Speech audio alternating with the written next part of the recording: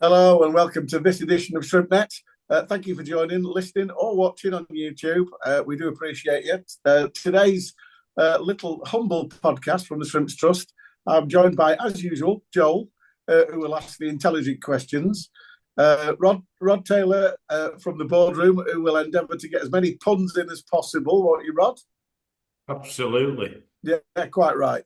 And I'm delighted that we are joined by uh, a shall we say, I'm on a little WhatsApp group, and the WhatsApp group, one of our members, who shall remain nameless, Keith, oh, sorry, I've said his name, actually said he thought Luke Hendrie was fantastic last Saturday at Harrogate.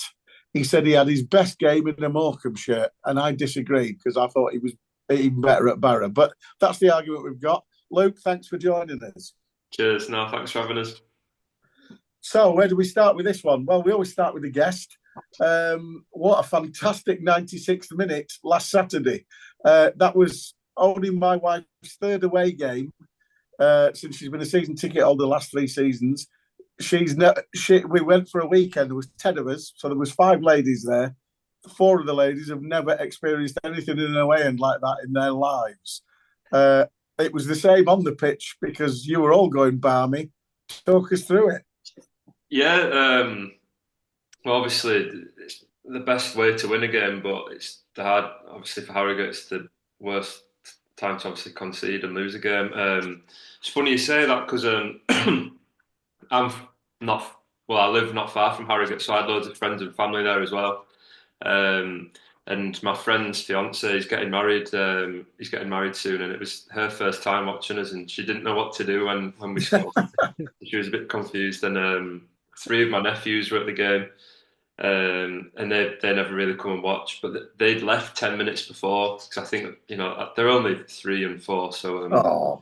But it would have been absolutely carnage if they were there. Maybe it was a good thing that they left early because they might have been a little bit scared. But no, it was a great win in the end, and obviously much needed. And I thought, obviously in the second half, Harrogate probably had more chance. Well, obviously more chances than us, but first half we probably should have maybe put the game to bed, in my opinion. But yeah, good to get the win in the end. And looking at it in plain terms, we were obviously completely the opposite end for the second half for the Harrogate attacks. And we were convinced that one that the guy managed to hit with his left foot and put 2 foot wide of the right hand post when all he had to do was knock it a foot in front of the left hand post. We thought he'd hit the post and come out. And that's got to be one of the misses of the season. Poor lad. I mean, he did score in the end, but yeah, when I saw it on TV, I actually thought, how the hell has he missed that? Yeah, I know because the ball got played down the left and the lads put in a great cross. I think if I'd have slid in, I probably would have scored an own goal. But yeah, I got lucky really with that one. But other than that, I thought we defended the box quite well. Like there was quite a lot of last ditch stuff. Like Stotty and Reese were solid and made some good blocks, and Dave as well. And obviously we needed the keeper's help as well right at the end after we scored. Yeah, no, I mean sometimes. Well, how many times have we had that this season though, where like we've been unfortunate in games? So maybe we Yeah. give a bit of luck for that game in particular. Yeah, I agree with you. And I'll come to you now, Rod. I know you were there. That was the second half onslaught. I thought we did defend quite well. We made it difficult for them, but they pushed the fullbacks wider and wider and got more men forward. And we seemed to drop deeper and deeper. And when they equalised, everybody had their heads in their hands, not expecting us to actually turn around and think, well, actually, so it appeared. We just thought bollocks to it. We might as well go for this. A point's no good to us.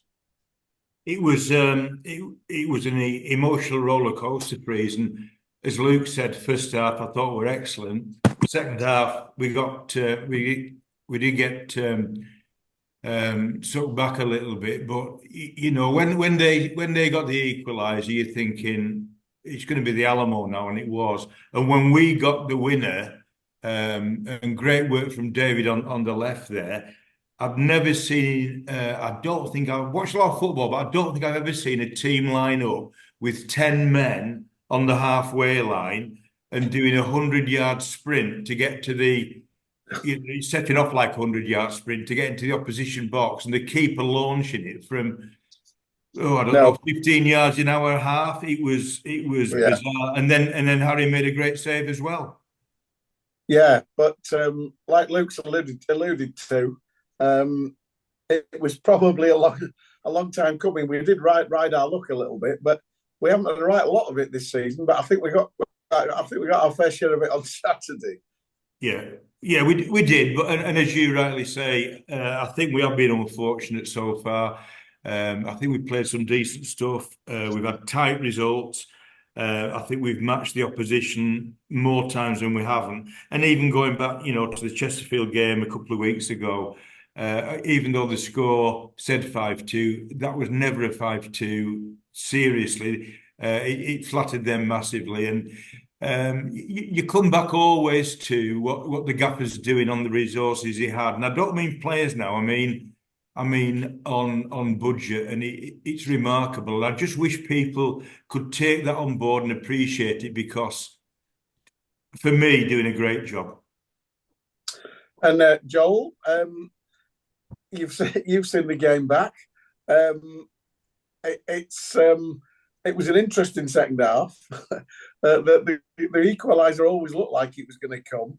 But at that point, they looked like it was only going to be one winner, and it didn't look like it was going to be us, did it? Yeah, I mean, just to kind of seg from the point that Rod's made and resources and what we've had at our disposal, I think I've seen a lot of people moaning about subs or subs not happening in recent weeks, but I think Saturday showed the kind of the difference of where we've been in comparison to recent games, because we haven't had, well, Guion available at the start, who was obviously assisted the second goal, and we had Harvey McAdam back off the bench, who hasn't been too available over the past couple of months.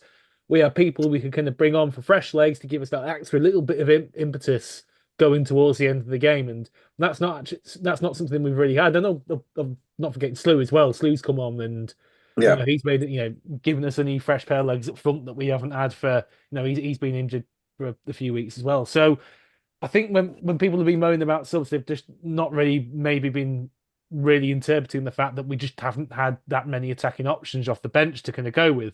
But to kind of take your wider point of the game and the second half, it was interesting watching it back. I always do think it's really interesting watching games back in a kind of less emotional state the day after we end up kind of all het up and tense with the whole emotion. But I remember, well, I wasn't at the game, but I was out and just seen a couple of things come up on Twitter and everything following the score online. I thought we were getting battered the whole of the second half, but then watching it back, I didn't think that was the case. No, it wasn't the case at all. I thought Harrogate upped it a little bit. I thought they weren't very good in the first half, and we were the better side in the first half. But second half, I thought they upped it a bit, but we were coping relatively comfortably with it. And then obviously Steve's gotten injured, and we made another couple of subs, and it felt like that kind of disrupted our rhythm. We kind of maybe spooked a little bit. They got a bit of a foothold. They managed to take the momentum, and the couple of Harry Burgoyne's had to make quite a good save or two. I think he might have actually had to make a couple as well in that little spell before they've scored. And obviously they've had that open goal miss. So, but that's all come in the space of about 6, 7, 8 minutes just after those subs. It felt like the subs just kind of disrupted momentum and spooked us a little bit in a way that worked in their favour. But then I thought after they scored, you kind of think that the momentum's going to be with them and they're going to be pushing for a winner. They've run to the net, they've grabbed the ball back, they've run to the halfway line. But I thought what was really, really positive after they scored was I thought we completely took control for the last 10 minutes when you include added time of the game. I thought we were completely in control. I think Slew's had a shot that looked like it could well have been going in off a nice little move. These had a shot blocked. We were kind of all on top of them. We were really keeping the pressure up. We were pushing them really, really hard. We pressed them high at the pitch. David Tutanda, like we said, he's made that lung busting run right into the opposition half to nab the ball off their fullback, who was maybe being a bit lackadaisical and not properly checking over his shoulder. We've spoken. It's been spoken about a few times, the harsh pre-season that Derek inflicts on the players, but maybe Saturday was a bit of a kind of the end product of that in the way that we kept going. And despite the mental setback of the equaliser, I thought we picked up right back after that and just went back at them and were kind of worthy of a late equaliser from that. So yeah, it was a weird game to watch back, but I think we were worth the win. We haven't really spoken much about the first half. It was pretty tight, but I thought we edged it, and it Yeah, was just edged it. That's yeah, what I we thought, said. and lovely corner from Ben Tollett, and nice to see Reece Williams. It felt like obviously we kind of mentioned that it was a bit of a free header, nice one. You can kind of stoop, just pop it home against Worthing, but this one was not that at all. He's climbed, he's gotten up above a load of other people, so maybe it's a bit of confidence in that, Yeah, yeah, firing I them agree. on in that kind of moment. But yeah, really good to see and good to be back to winning ways and for a couple of weeks in a row now. I know one of them's the FA Cup, but good to build momentum. I just think there's a lot to be said for the attitude was right. As you said, when they equalised, you were thinking with the preceding 10 minutes, as I alluded to, I was thinking, well, we've got to react to this, and we took about a minute and about 90 seconds to sort of recover from it. We looked a bit shell shocked, but then from then until literally to when we actually scored the winner, we did dominate. And I think there was there a collective plan, Luke, or was it the gaffer just saying get it forward and keep them tight and keep them in there? Well, in the first half, I thought I thought we controlled it, but then the second half, like you kind of expect Harrogate to obviously come at us a little bit more, which obviously they did. But we lost that control, especially like in possession, and you could hear the manager like saying to players like keep the ball and like get the midfield players on the ball to make a few passes. But credit to Harrogate, they probably stopped us from doing that. I think they changed like their midfield shape a little bit, tactically, because we had an extra man in there just in the first half, which we did well to find. But then the second half they changed, so we don't. It's not like we go out and like want to play how the second half panned out.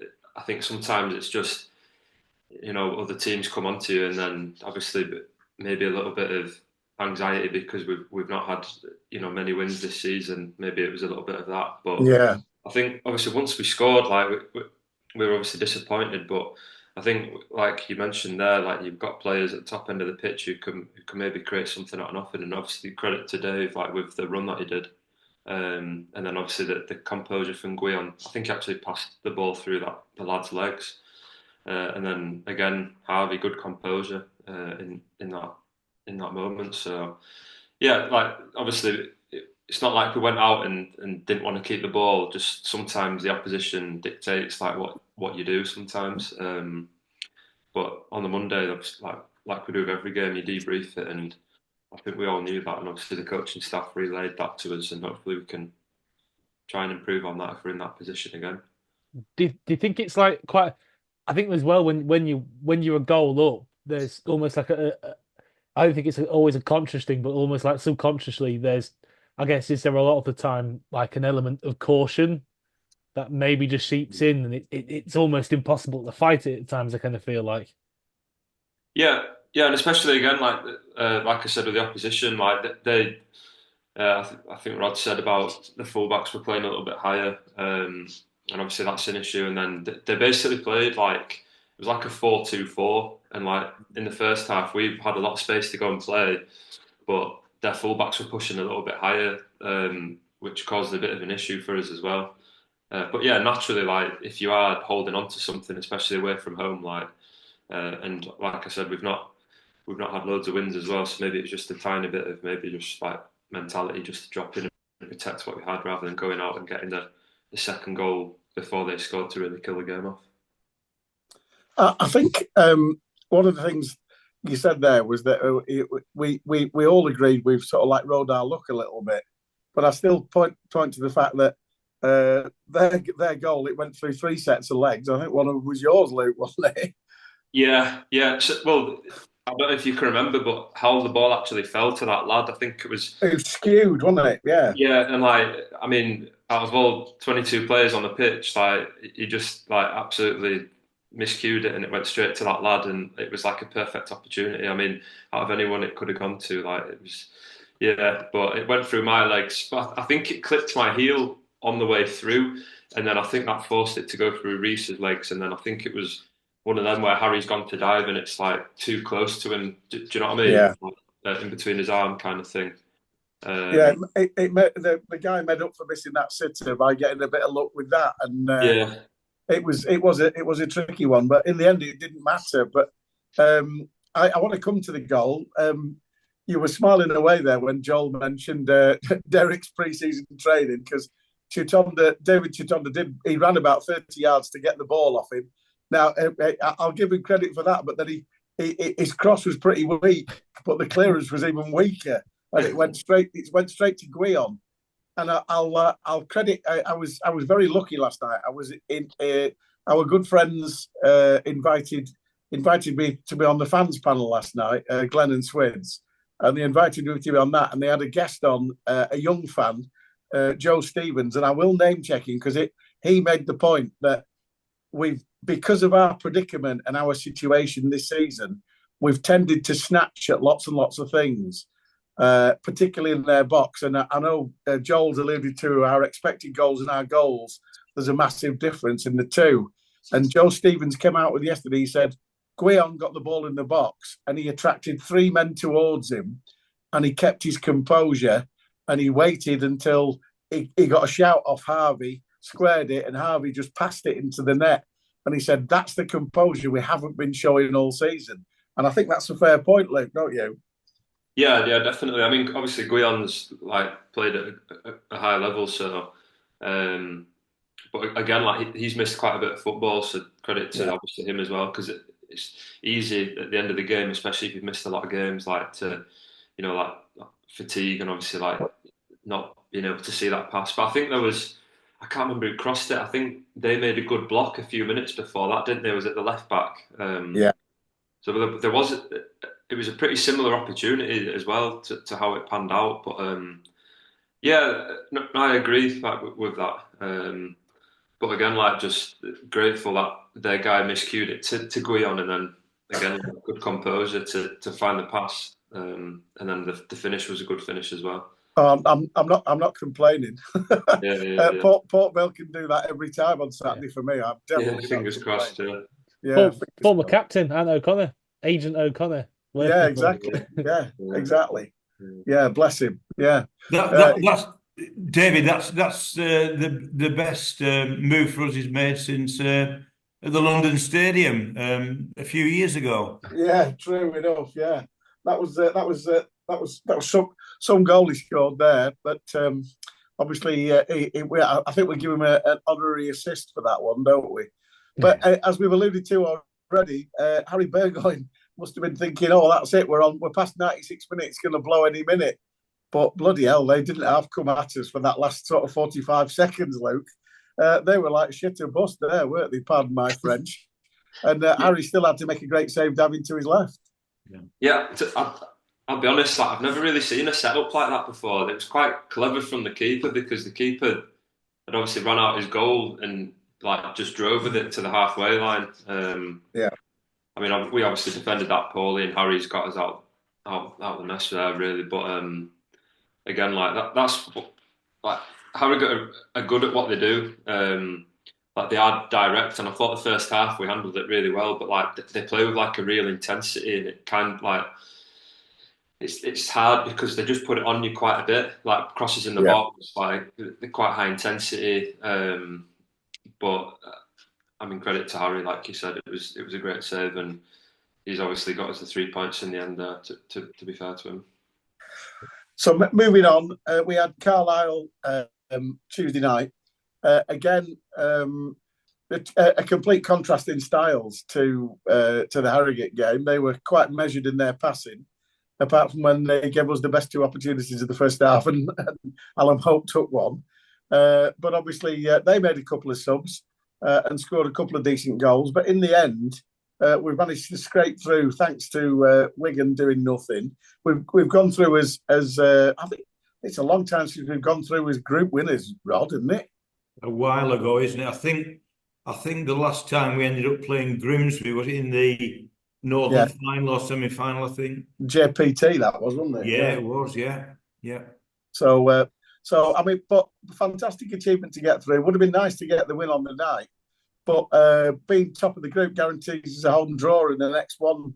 So I'm expecting another Bradford at home, Luke. What do you say to that? Yeah, I know it's probably written in the stars, isn't it? But yeah, just as long as we got the home tie. I mean, obviously we had that long trip down to Worthing, and I think in any cup competition, if you can't complain if you get a home tie. So, yeah, I mean, obviously exciting. I'm not sure when the draw is, but it's obviously a good one to look forward to. Yeah, and like I say, 2 wins out of 3. The competition has served as well. But it was nice to see George Ray getting back on the pitch as well. Yeah, he's worked really hard, George. I think he had a bad injury. Like it was quite a complicated one, and he's a great lad. To be fair, he's worked hard, and it's obviously difficult when you've been out for a long period of time. But I thought he did really well. To be fair to him, yeah, he'll just be looking to just continue building on that. It's probably a good like mental barrier he's got to. I think he played about 85 minutes, didn't he? So yeah, he did. Yeah, and obviously we had a young debutant who I believe is he a first year scholar? Yeah. And I did the joke last night, so I'll do it again. They said, "Oh, why do you think they subbed young Snowball?" I said, "Oh, he was probably melting." But yeah, we'll do that joke. But I think Derek took him off because he wanted to. I just beat you to it, Rod. Don't pretend you weren't doing that one. Yeah, I think they took him off so he would get the crowd's applause because he looks like a real prospect, Luke. Yeah, he trained with us on Monday. I know normally the day before a game you don't do loads of training, but yeah, it's always great when you have the young lads because it takes you back to obviously when you were in that position and like the nervous excitement that you've got. And I thought he did really well. To be fair, He did. I mean, Yeah. it's not always easy. I thought that the lad that he was playing against was quite a physical, strong lad as well, and I thought he held his own, and definitely a debut to be proud of. And we all signed his debut shirt today for him, so hopefully that's a good keepsake he can have. But yeah, no, I thought he did well. He got a yellow card to boot, Joel.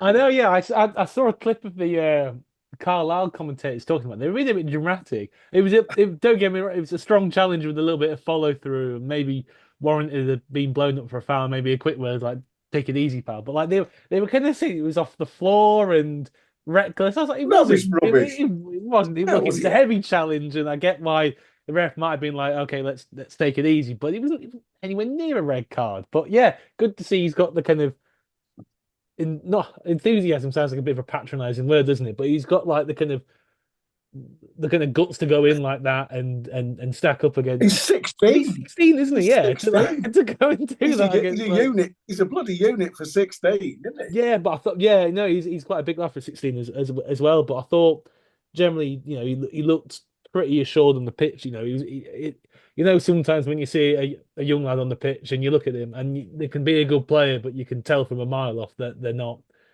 Yeah, it's still early days for them. But I thought he looked more assured than I'd expect from somebody of his age and experience, which was really positive. And you know, obviously, I'm sure that everything was perfect and they can go and pick that apart. But yeah, I thought looked really positive. The way he kind of pressed, the way he got the pitch as well, kind of having the legs to make those runs forwards and get back when you're playing wing back. It's it's a lot of running to do in that position. So yeah, really positive. And yet again, the left-sided thing of our academy strikes again because if he's looking good coming through, that's another off the kind of conveyor belt of decent left-sided defenders and wingers. Yeah, it's we had Wayners on the other week, Rod, as I'm sure you're aware. And if I'd known that Snowball was going to come through, I would have done the Avalanche joke saying it's all left-sided people. But I mean, it's great. It's great that that young lads are coming through, and Derek's got the will and the wherewithal to give them a try and see if they're good enough, Rod. Yeah, and that's very important, David, isn't it? Because he did play well. He was assured in what he did. He certainly didn't hold back, did he? That was a really full-on strong challenge that he put in there, and it is good to see, and it encourages other kids in the academy that that opportunity is there. It's there to be taken, and fair play to him. I think it's another great story. Yeah, hopefully he's the as Joel's alluded to, we've had a plethora of left-sided players coming through. It's the right-sided players that we could do with as well, but these things happen, don't they? But ultimately, that'll balance out, Freeze. Yeah. Well, probably. Yeah, we'll probably have somebody called Windfall on the right come through or something like that. I don't know. I don't know. Who knows? It's a great name anyway. You're not going to forget it, are you? Nathan Snowball. That's bloody brilliant, isn't it? But no, you couldn't make it up. So looking at Saturday, as Callum, my eldest son's 28, but years ago we played the team were playing on Saturday in the JPT on a Tuesday night, and it was his first ever night match when he was about 7. And I said, he said, who we played tonight? I said, Port Vale. He went, Pork Vale, and it's been Pork Vale ever since. So we're playing. So we've got Pork Vale. They had an unexpected defeat last week, so they'll be willing to bounce back. I had a quick look at their squad. He's been very, very clever in his signings over the summer. They've got a lot of strength in depth, and there are a lot. I'm sure you've done Derek's done his research. There's some big lads in that side, Luke. Yeah, we worked on some stuff today. Obviously, big club at the level, and did they get? I think they got relegated last year, didn't they? So they'll still have. Yeah, they did. Yeah. So they'll still have a lot of players who played in the league above as well. So yeah, it'll be a tough game, but obviously we haven't won at home yet this season. But there's probably a lot of games where we've just been unfortunate, just like to be on the wrong side of a result. When you think back to like Notts County, Bradford, like Rod said about the Chesterfield game. So I mean, we're obviously at home, and we want to go there, and obviously won last week, so full of belief, and just try and take the game to them and focus on what we do, with obviously an eye on the strengths and the threats that they have as well. Yeah, Jaden Stockley up front, who's sort of fairly proven at this level, has played at a higher level, but didn't quite do it at Preston, but had a good 18 months there. But in League Two and League One, he's always been a proven goal scorer. So you can see where they're going to their strengths are going to be. They'll probably try and get it forward and get crosses into him. So you could have a busy Saturday, Luke. Yeah, I've played against him a number of times. Yeah, like you said, he's a big lad, and especially when balls are coming in the box, he needs to be marked. So yeah, we'll need to be focused on him, and obviously stopping the ball at source coming in from different angles, because I don't think they're afraid to put the ball straight up to him and go quite direct. So yeah, hopefully we can deal with obviously his obvious threat and just put in a good performance, and then most importantly try get a good result. Looking at the performances when we've played teams in the top 6, like you've alluded to, the Notts County one, where even the Notts County players we scored a second goal that the ref and the liner didn't see. But looking at in plain terms, some of our best performances have actually been against the better teams. Yeah, I probably agree with you there. Yeah, like I said, obviously the Notts County one, that was a tough one to take. I think I knew one of their players, and he was on the line, and he said it went over. So yeah, disappointing. But yeah, like you said, we've had a lot of good performances against like the likes of Bradford. We probably should have won that game. And yeah, I mean, obviously tough game, but obviously whenever I've been like on the other team and come to Morecambe, it's always been a difficult place to play, not like the different teams that I've played at. And I think that has been the case in a lot of games this season. Probably the only game that we've probably struggled was probably MK Dons, but obviously on the day they played really well, to be fair to them. They hold your hands up sometimes, but other than that, we've been in every game and probably been unfortunate to just be on the wrong side of it. And Joel, we've got a returning folk hero in Connor Ripley, who had an excellent season for us. In unfortunate season when we got relegated from League One, but he was absolutely outstanding for for quite a few games, double penalty saves and what have you. And he was a firm fan's favourite. He was one of those people, when we got him on the pod, you couldn't shut him up, Joel. I know, yeah. Didn't really have to do much talking. Just gonna leave him to it. But no, yeah, I'm just kind of hoping that we don't get any penalties because that'll make me very nervous if we get them against him. But I mean, you said that they've been clever with their signings, but I don't agree. I don't think they're very imaginative. They're just really, they've kind of gone out, splashed the money, and got loads of really big, well, not famous, but well-known players. Darren Moore's got George Byers in from his Sheffield Wednesday days. Yeah, Probably there's a fair case to say he's the best on paper. He's the best midfielder in the league, and you got people like you say, Jordan Stockley, very renowned at this level. Jason Lowe's at Salford.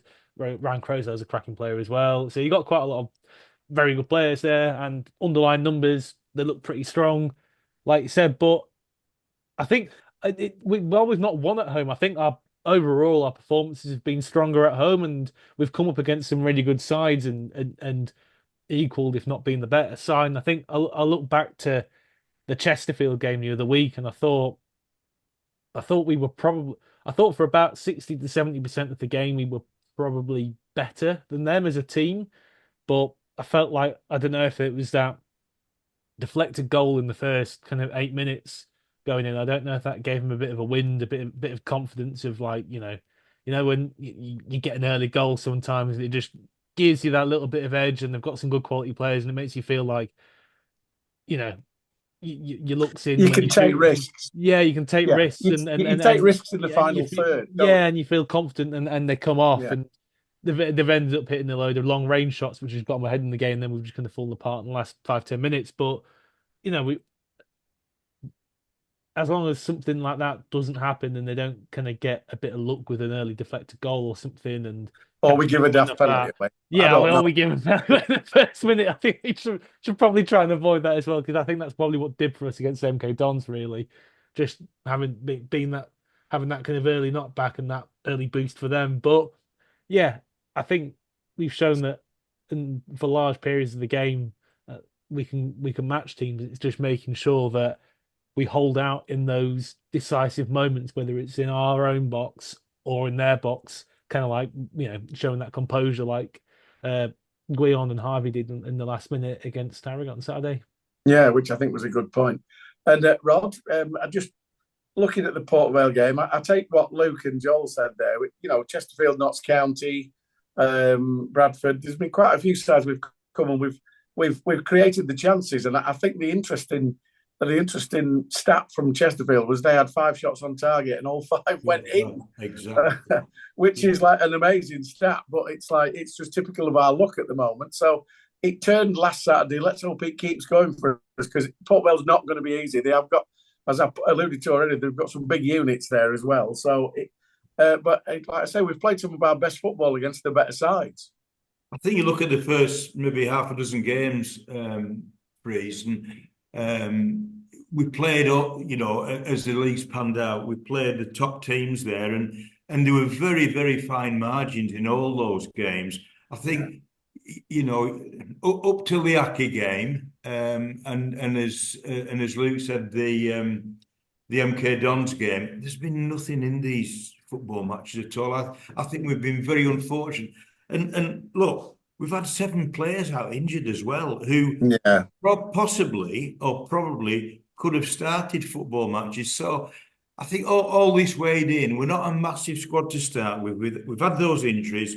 Players are now back, and I'm reasonably confident that we'll improve our situation over the next few weeks.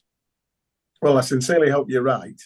I like to say, the ongoing situation, I have to mention, obviously, Saturday, there's a concerted effort by the Shrimps Trust and with the cooperation of the new sort of 1920s guys and girls. That obviously there's going to be a protest for Jason out on Saturday involving banners, balloons, etc., etc. And I've seen the club saying that, that we'll, as long as we don't throw balloons at the pitch, and the banners are fireproof, then the club are cooperating with that, which is fantastic, Rod. I think it is good to raise the profile. As you know, Tanya was interviewed by Granada Reports along with Tom Collins and Glenn Cooper last night. That's going out tomorrow night on the Northwest News on Granada, just to sort of like identify yet again the plight of the club. I know there's nothing that we can move on at the moment, but we can just hope obviously that the group that are interested in buying are actually and the club and Jason are actually supplying what's needed of them to the EFL. That's all we can ask for, isn't it, Rod? Indeed. Freeze, it's an ongoing process. I went down to the cricket club for the trust meeting last Friday because I think it was fair to go and answer questions. And Graham Dawson, our safety officer, went as well after the balloon gate issues of a couple of weeks ago. So we did face it off. We did answer the questions. It was a very positive, I feel, a very positive and a good meeting. No issues with the protests on Saturday. We live in a democracy and people are absolutely right to vent their feelings. Football is an emotional business. It's an emotional game. We all care. And this community football club, there are no divisions here. Graham and I were down at the ground yesterday. We were interviewed by David Chisnell. We're all on one side, and David said to me afterwards, he said, "What's come across to me this morning is the camaraderie between all of you." Well, yeah, of course it is. It's all of us together. There's no issues there at all between the board, the club, the staff, the supporters. Absolutely not. Just the opposite.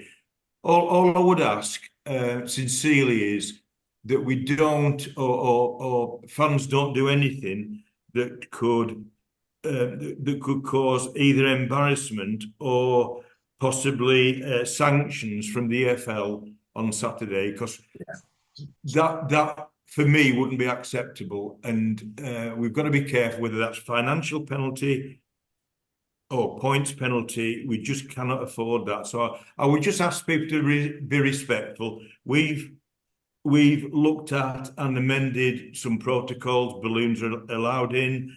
We don't want them on the pitch, by the way. And if they come into that sterile area between the barriers and the perimeter fence, stewards will do the job. But ultimately, no issues at all. Make your voices heard. But more than anything else, please get behind the boys on the pitch. And Derek, because we don't want negatives. Make your voice heard on the protest. Make your voice heard on the clubs for sale. But ultimately, get behind the boys on the pitch, because that does make a difference. And Luke, I'll come to you now. One observation that we've made fairly numerous on this podcast is the fact that despite the results not going our way, performances have been generally good, as we've all agreed on. But the fans have tended to stay behind and applaud. We haven't won a home game yet in the league, and yet the fans have they can see the effort that the players are putting in, and I know from the people we've spoken to that the players appreciate that. Yeah, of course. I mean, I think every player has been through a difficult spell, like results-wise, and sometimes fans can turn against you quite quickly. And it's been great because, like you said, we have been trying to win games and we have been leaving a lot out on the pitch. But sometimes it's just, like Rod said again, like it's just fine margins a lot of the time, and we've probably just fallen short just a tiny bit in quite a number of games. But yeah, we obviously appreciate the support, and we know that they're right behind us, especially at home. But all we can do is just try and give them something to shout about, and we're desperate to try and repay the faith that they've shown to us so far this season. Yeah, and I'm not trying to trap you by saying that. I know that there are certain clubs where fans turn quickly because we're playing one of them in the cup. But I'm not going to mention that anymore. But so we'll come to you now, Luke. You've had some good spells and some good experience, particularly obviously, starting at Man U and then ending up sort of like some good spells, loan spells, and then at Bradford City. I'll pronounce it properly, Bradford. And then obviously you've moved. You had quite a big spell at Grimsby, so you've actually gone from the east coast to the west coast so you're doing a bit of travelling now. Who do you travel in with? I'm traveling on my own at the minute, so I'm still based like over towards like Skipton area. Nothing wrong with that. My dad was from Skipton, so Oh, really? yeah, All right, okay. nice area. Yeah. So there's no one that quite a few of the lads live in Manchester and Liverpool, so I'm travelling over. But I stay over quite a few nights during the week, just to save on the driving. But it's quite a nice journey, to be honest. Like I don't go on any motorway to get to training. So no, we drove to Harrogate last Friday. Actually, we went for the weekend. And the one thing I'm taking from last weekend is it was a beautiful route to get there via Bentham and Settle and Gargrave. But bloody hell, they know how to charge in Harrogate. I didn't know. I thought you got value for money in Yorkshire. Dear Lord, yeah, £2.25 for a mince pie in Betty's. Well, I'm just going to say, where did you go? But that doesn't surprise me. Yeah, We went to Greg's on Saturday morning. And I got 6 mince pies for £2.25. Like I say, because my dad's from Skipton, I've got Yorkshire blood. I've got short arms, long pockets. Anyway, I was going to ask you who was the gobby one in the car who you travel with, but it's got to be you. But you've got to be the quiet one as well. yeah. It's all me. Yeah. No, to be fair, it's all right. I mean, it's a nice journey. Like you said, over the tops, but yeah. Just try and save, like with the mileage, staying over a couple of nights a week. And you need to get your passport stamped when you go home. Say that again. Did you get your passport stamped when you go home? Yeah. I'm due a new one actually. So I'll hand you over to Joel. He'll ask you some more probing questions than my idiot ones. No, I thought for a minute Freez was going to ask if you talk to yourself in the car or something like that. But, keep us all going. But no, yeah, just I guess obviously one of the big talking points of your past is coming through at Man United. So I guess the place to start would be, what was it like kind of coming through the environment there? Yeah, well, I started at Bradford when I think I was about 12, and then when I was 13, I signed for Man U. Just went for like a big trial game, and they ended up signing me.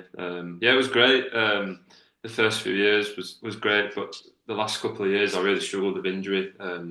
Struggled to like acclimatise to like full time training. Had a couple of stress fractures. Just couldn't handle the load of the training. But no, it was absolutely brilliant experience. Played with a lot of good players, worked with a lot of good coaches, obviously top facilities, and it really prepared me for a career going forward. So yeah, it was brilliant.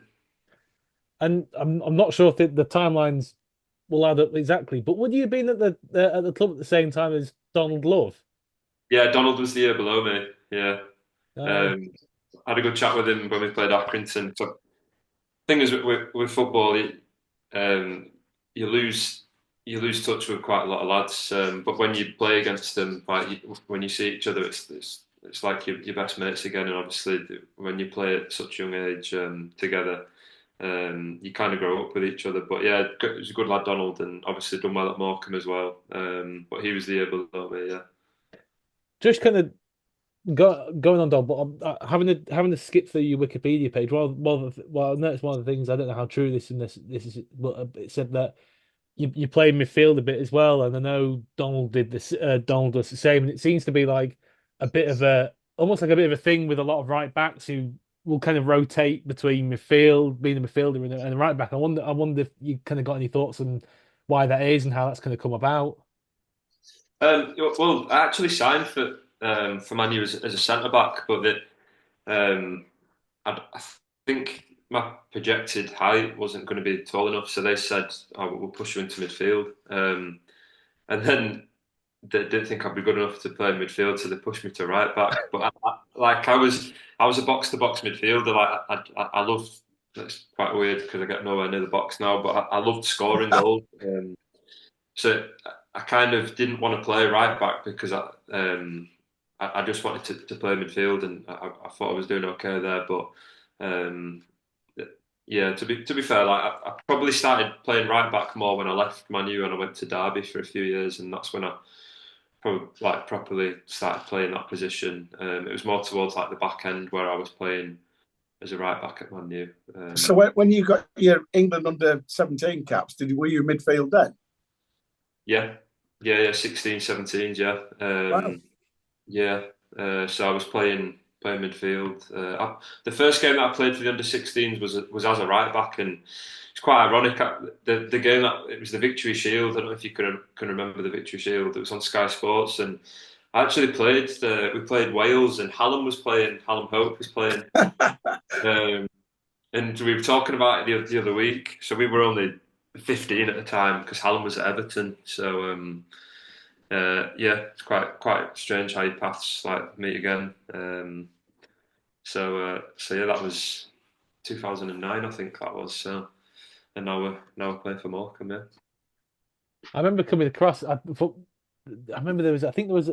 Was it a victory show? I can't remember. There was some kind of game in a similar kind of competition that kind of level under 16s England. I think that we hosted the at the Mazuma. I came across it. I think I had Luke Shaw playing it. But Yeah, it was. Yeah, I was yeah. there.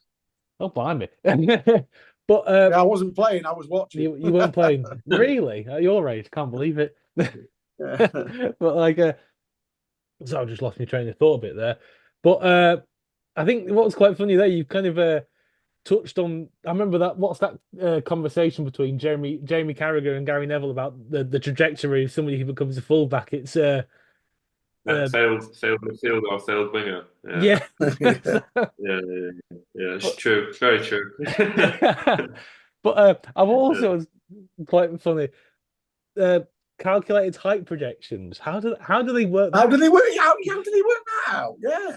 Yeah, I think they look. I think they look at like your parents' height, and then they do like some bone scans. I don't know how they come to the conclusion of it, but I mean, I've got two brothers and a sister. My two brothers are well, all three of us are 5'11", just touching 6 foot, but my dad's only 5'8". So I was going to say your dad's only little, isn't he? He's only the same height yeah, as me. So yeah, he's only 5'8", and my mum's only 5'2". So how tall was your milkman?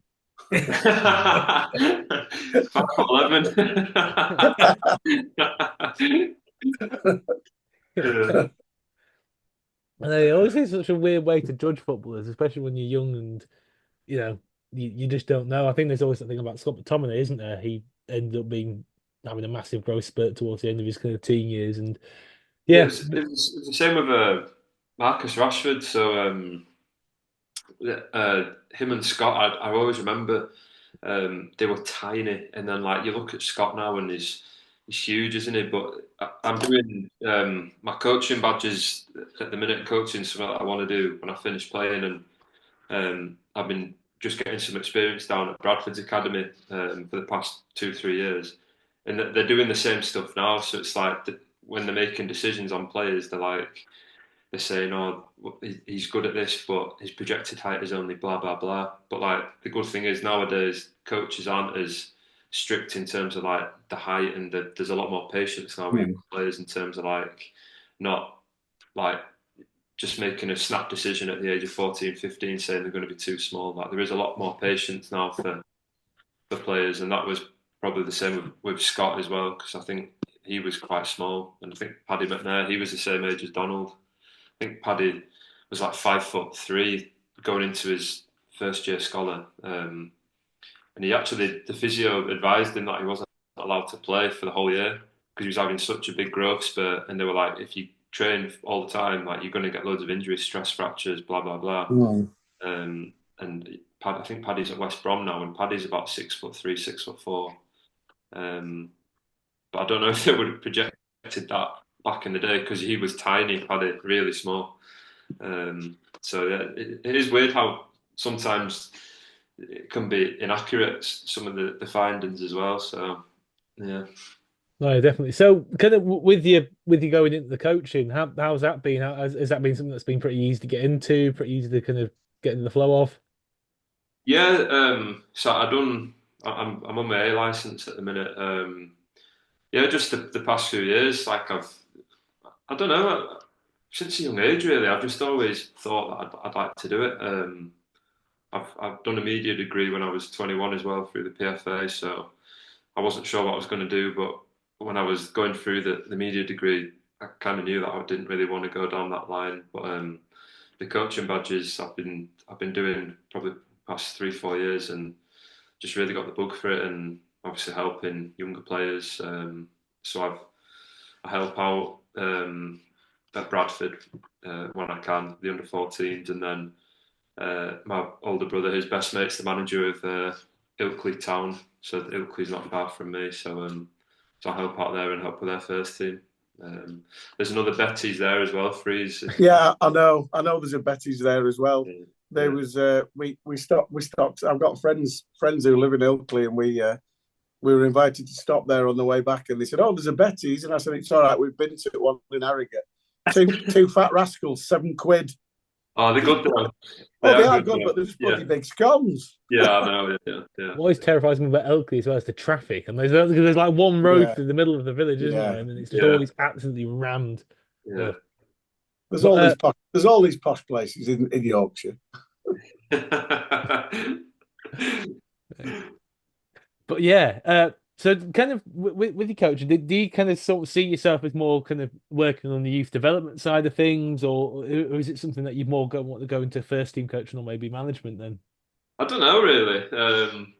Uh, I'm not sure. I just enjoy being on the grass. And like I said, I'm getting good experience with an academy and then good experience with the first team at Ilkley Town. So it's good to get that balance. But I think obviously with younger players, you probably do more coaching because there's probably more time that allows you to do it rather than with first team. Obviously the schedule with Saturday, Tuesday games and recovery in between that. So I generally don't know what I'm going to do, but just trying to be as prepared as I can for when the day finally comes where I decide not to play anymore. But hopefully that won't be soon.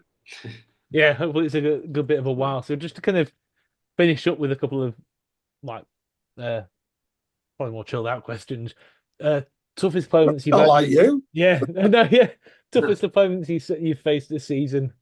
um, this season, well, I got 2 yellow cards against him. It was the lad at Aurora Edwards at Colchester. Colchester, yeah. Yeah, I played with him at Grimsby. It's just like he's so small and like he's so nippy. I mean, it was obviously silly that I got sent off, but he's a good player. And then the lad at Chesterfield, the lad that came on, Berry, he's got good quality as well. So um, I We don't know. we I just feel like there's a lot of good wide players in the league this year. So probably got a few more to come. But I thought you played the lad at Barrow did a lot of step overs and a lot of yeah, running directly at you, but I thought you played him brilliantly because yeah, they ended up swapping wings and then taking him off. yeah. I know. Yeah. No, I mean, sometimes you just have days where like they've just got your number and you've got their number. Remember at the start of the season we played Newport and I think in the analysis they were saying how well this lad was doing and like in the media and stuff, but I kept him pretty quiet that day. But who's to say further down the line, like when we replay them, sometimes it's just they might get away from you and it leads to a goal or whatever. So yeah, but no, probably them two, probably. Well, I remember the culture scale. I remember for the first kind of 25 minutes, I thought you actually had a complete handle, and there was a couple of times you got the better of him and got the head to thing, got ahead to ahead of him to things. Yeah, no, the second yellow was definitely a yellow, but the first one, like, it was like quite naive for me, really. I blocked him off, but I blocked him off right in front of the fourth official. I think probably could have been a little bit cuter with that. So, but you always learn, I suppose, don't you? Yeah. So I guess with those wingers, is there a particular trait that you find that you think is just really horrible to deal with, or is it more of a kind of combination, or can it kind of change game to game? Um, Probably for defenders, like what, it's just when the probably just the speed at which, not just like as if they're quick, but just the speed of how they do things. So it might be like the speed of a run, or it might be the speed of a pass, or a movement, or a combination. Um, so as defenders, obviously, you want things to be predictable in front of you. So probably just like the speed of a pass, a shot, a cross, or a trick, or whatever. That's probably always the most difficult thing. And whenever you've played against players like in the cups in a higher level, like it's the thing that makes them like good like good players, and obviously the reason that they're at that level is probably just the speed that they do things, like whether that's like physically, or like speed of thought, or execution, or whatever. So I'd probably say just the speed of how they do things. So kind of like you said, branching it out to all levels there. What would you say kind of throughout your career is somebody or a player or two who's maybe kind of really stood out to you in that sense? Um, I did when I was at Burnley. I had a loan spell at Kilmarnock, and that was brilliant. So I was up there for the year, and we obviously played against like the old firm, Aberdeen, Hearts, um, and he wasn't directly a winger, but I remember playing against Kieran Tierney, and that was when just before he got his move to Arsenal, and he was probably the best player in Scotland at the time, and just like just the pace and the power and the quality as well. He was a really good player. And then when I was at Grimsby, we played Chelsea in the League Cup, and I remember playing against Hudson Odoi, and just like again, just the level. Like I said, I think he'd been out for 7 months with a ruptured Achilles, and it was his first game back. And our manager at the time wanted us to play man for man against Chelsea at Stamford Bridge, and I was assigned to mark him, and I think it was his Chelsea debut. And someone says, "Oh, he'll be all right. He's been out for 7 months." And I remember there was one time, like he done like a 1-2 around me, and I was just like, "Where's he got?" Yeah, but probably them two, Kieran Tierney and Hudson Odoi. I mean, he's telling you to go man for man against Chelsea. Yeah, it was funny because I remember they changed the team quite a bit. So I understood his tactic because he wanted to make the game as uncomfortable as possible for Chelsea. And sometimes it is difficult when you've got the ball and like people are man marking your teammates. But I just remember he said he was like leave Zuma on the ball, so like Kurt Zuma, and he was like he'll give us the ball back. And I remember the first 2 minutes, he literally got the ball from their keeper and just ran through the middle of the pitch straight and had a shot at the edge of our box. I looked up at the scoreboard and it was like 2 minutes gone, and I was like, "All right, here we go." Yeah, yeah. So. I remember when we played Chelsea a few years ago. I think and they had Zuma and Rudiger playing at centre back, and we had They Cole did, yeah. Stockton at the time. It was when we got promoted from League Two. I remember Yeah, Cole sat on Zuma at first. I thought Cole actually for the first kind of 10 minutes really had the beat that Zuma was actually doing a really pretty good job, and they swapped it and they put Rudiger on Cole. And yeah, from that point, Rudiger just kind of Never stopped got a beating kick. him. No, yeah. Never got a kick. Oh, yeah. Never got a kick. But there you go. yeah. Sorry, I think I'm about to sneeze, so I'm going to have to hand back over to Freeze. But thanks very much, Luke. No, Really. it's all right. No worries. Right. We'll finish off. Anything? Obviously, from the point of view, he's gone for a sneeze. Look, Rob Smith settled in all right. Rob at the club. Rod. Absolutely superb. Yeah. Hopefully, I mentioned we had a management team meeting today, and I mentioned to him about coming on the podcast tonight, but he declined, saying, give us a break. So hopefully we'll get him on very shortly, but settled in very well. Got some great Does he ideas. smell of fish? Does he smell of fish? No. No. Right. No. His friend does. I like that. Yeah, his fisherman's friend. I got you. Yeah, I that's a know, good one. yeah. I know. Yeah, I'm just pointing out the puns because other people sometimes don't get them. But they No, I'm not surprised, David. I'm not surprised. But no, he's settling really well. Got some great ideas, pulling the team together. I mean, look, we've had 6 months hiatus between Ben going and Rob coming in. I've sort of been in there holding the fort on that, as Graham has on the finance side when the finance manager went. It's been a tough 6 months. And look, I understand the fans' frustration. I really get that. But sometime down the line, guys, cut us a bit of slack. We're doing this for the right reasons. We want to protect Morecambe Football Club because we love it and we want to progress it as well. So that sale process, to all intents and purposes, is ongoing. Jason Whittingham wants out. Everybody wants Jason Whittingham out. We've just got to bring this to a sensible, logical, and productive conclusion now and move on. You read that really well off that card. That was I haven't brilliant. read anything. And Joel, you got anything from the trust? Yeah, I think just to kind of we've just put out a statement, just updating I've just people read it. the few bits and Read it. bobs about Saturday. I think Rob's already alluded to one of them, obviously about the balloons that they need to kind of remain on the on the in the stands and not over the advertising boards of the pitch. Just a couple of other bits as well. Just a bit of a reminder: banners will only be allowed into the ground if they've got the correct fire regulation certificates. Obviously, if you are planning to bring something like that, do make sure that you got that in place so you don't end up kind of disappointed or in a bit of an annoying situation on the day. Also, obviously, there's some stuff about the sales signs, so they're going to be set up in the ground by trust members prior to the match.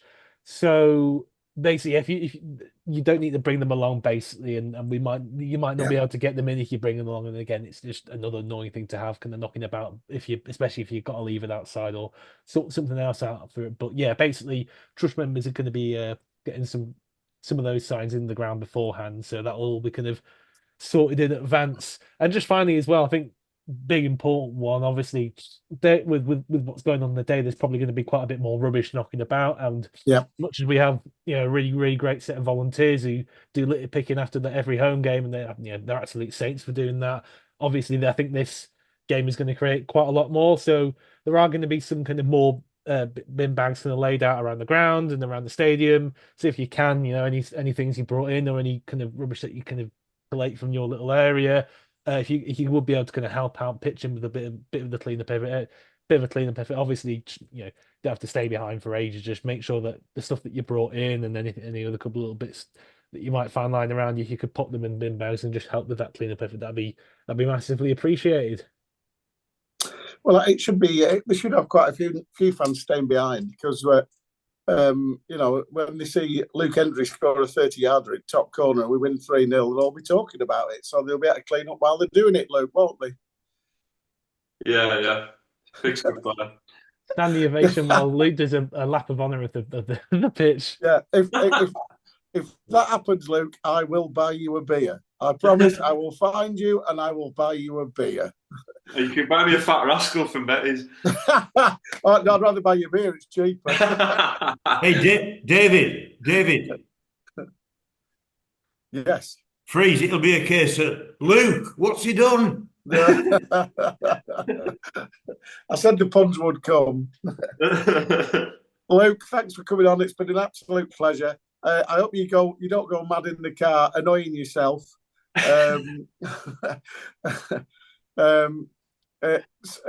Fingers crossed for Saturday. Rod, you got something else? David, just a very quick one, yeah. If anybody spots my deliberate mistake tonight, I'm happy to fund a table for 4 in the local choice suite at a league game sometime this season. But answer on a postcard to the Shrimps Trust. Oh, all right. Yeah, deliberate mistake. That means I'll have to listen to it again. Yeah, okay, fair enough. Yeah, okay. To try and tolerate the sound of my own voice again. Ugh. Yeah, exactly. I don't like listening to myself, but there you go. But thanks very much, Luke. Thanks, Rod. Thanks, Joel. This has been ShrimpNet. I don't know what number we're on. We'll be back next week to chat about the unlikely win over Port Vale and the away game at Swindon, who, because they're near the bottom, near us, and they're beatable, will probably find tougher than Port Vale. But that's just the way football goes. Thanks for listening or watching. See you next week.